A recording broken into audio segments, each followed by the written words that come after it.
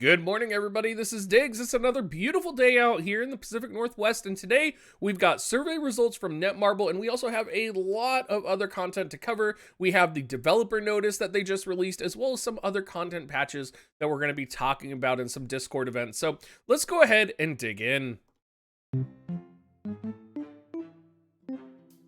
Now, I may be a little bit sniffly as I'm doing this video. I'm sorry, you guys. I'm either getting sick or I'm having some allergies right now, but we are going to get through this. I've tried to record this like 5-10 times, and I just can't get through it without sniffling. So y'all are going to have to deal with the sniffling. I'm sorry. Well, first thing, before we get into the survey results, I do just want to tell people, make sure you're getting into the official Discord. There are specific official Discord events that affect the entire player base.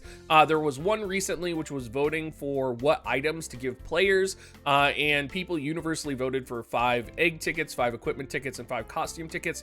Y'all should have voted for the 100 mount items instead of the costume tickets. I don't know what y'all were doing, but make sure you get on there so that you can counter the stupid vote, and also sorry, I just think people see tickets and they're like, oh, that one. Y'all, mount items are really good. Okay, they increase your CP. They are very important. But there's also an event going on right now in the official Discord for Kingdoms that can give you a large amount of gold just for participating, so you should get on there and go check it out. Now, they did release survey results, and the survey results are really interesting. So this was from the survey we took a couple of days ago, and they're a little bit contrary to what I actually thought they would be. And we'll talk about why here. So what are people most satisfied with in the update on June 22nd? Everybody said new events. I chose Relic Wars for this, and it's interesting because when we look at what people are most dissatisfied with, they're most dissatisfied with Relic Wars, and then should add on the Dingo mount there, would be over 50%. And I was talking with Giant about this, and Giant, of course, if you guys don't know, is my husband. He's also a free-to-play player, and he was talking about how he's not in a high-level guild, so he doesn't get to participate in Relic Wars at all. It's not very fun for him. So he was much more anticipating the new events that were coming. So for him, Relic Wars was really just kind of a bummer because he didn't get to participate. So I think oftentimes as content creators and as players who are playing in upper level gameplay, we don't always think about the majority of the player base when we are excited for the content that we get. So just something for everybody to kind of keep in mind. When we look at what they can improve on the most regarding bots, I think this is why we saw such a fast reaction with Lava Valley. Obviously Lava Valley is dominating. I mean, you could take the top 3 and add them together and Lava Valley would still be higher than the 3 below it. So I'm really glad we saw a quick reaction in Lava Valley, and they also talk about the details on the Lava Valley change, which we'll get into here in just a moment. Interestingly, hunting and farming in chaos fields, I don't see bots impacting there, or in normal fields. I'm surprised about this. I do think generating queues, I'm surprised generating queues wasn't as impactful as hunting and farming in chaos fields. I would have expected queues to be higher than chaos fields hunting. So I'm kind of curious what the lower level chaos fields look like right now, because in the higher levels, we don't see bots at all. And in the lower levels, there should be multiple channels. So maybe there's just so many channels people can't navigate. Also, I recognize that a lot of other servers, like Southeast Asia servers, have a lot bigger issues with bots than the North American servers. So it could be something that we just don't experience on the North American side. Where do you see improvement needed the most? Territe drop rate. So I think this is pretty self-explanatory. I think most players are frustrated with Territe.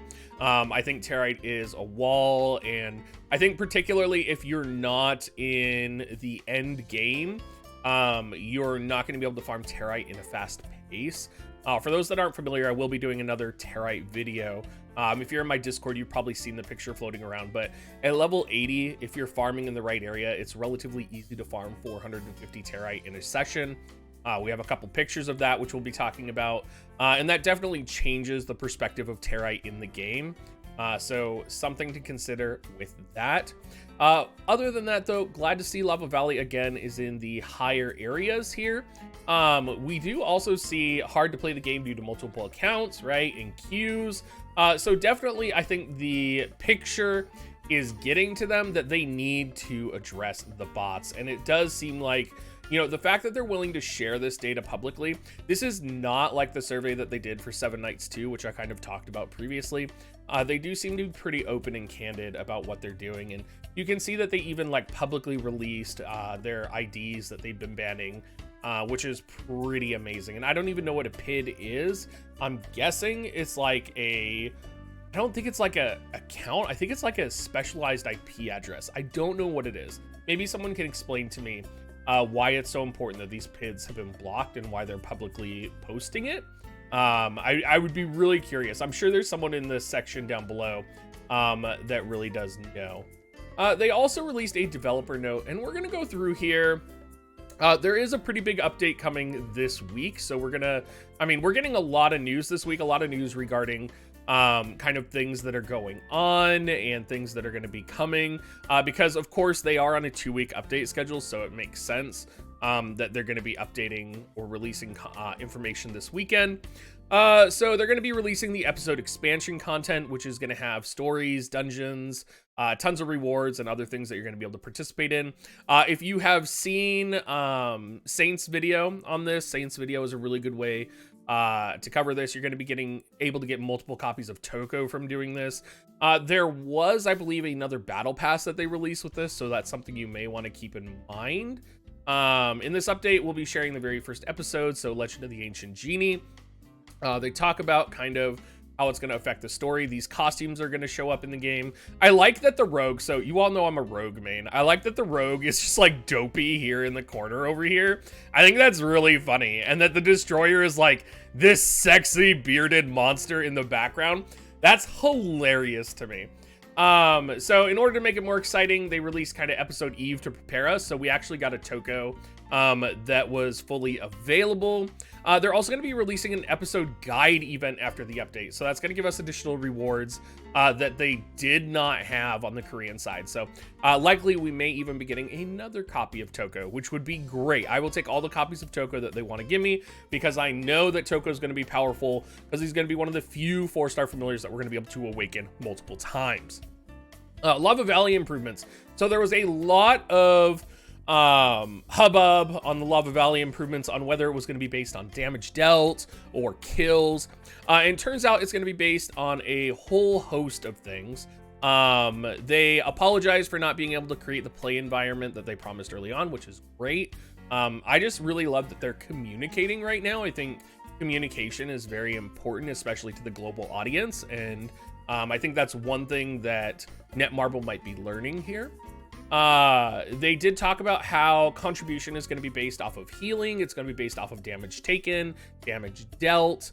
So it's going to be not just based off of kills and kind of all of that. After implementing the new system, they will try and adjust it to find the best solution for everybody. They don't see it impacting you based off of your class, which was a really big concern. I know there were a lot of people who were playing engineers that were either really hyped because they could just spam heals, or really upset because they don't, they might not be able to get credit for their heals. So you are going to get credit for healing. We are aware of other areas that are in need of future improvements, so they're going to be continuing to improvement.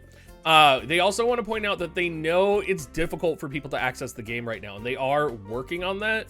And that is something that's going on. I know Giant tried to log in today, and he's just kept his character logged in, but he's been trying to kind of gauge the queue for me, so that I kind of have a perspective of what you guys are going through. So his queue was about 1,000 people this morning. So we are aware as well, and I as a content creator am aware that the queues still exist. They're going to conduct regular surveys.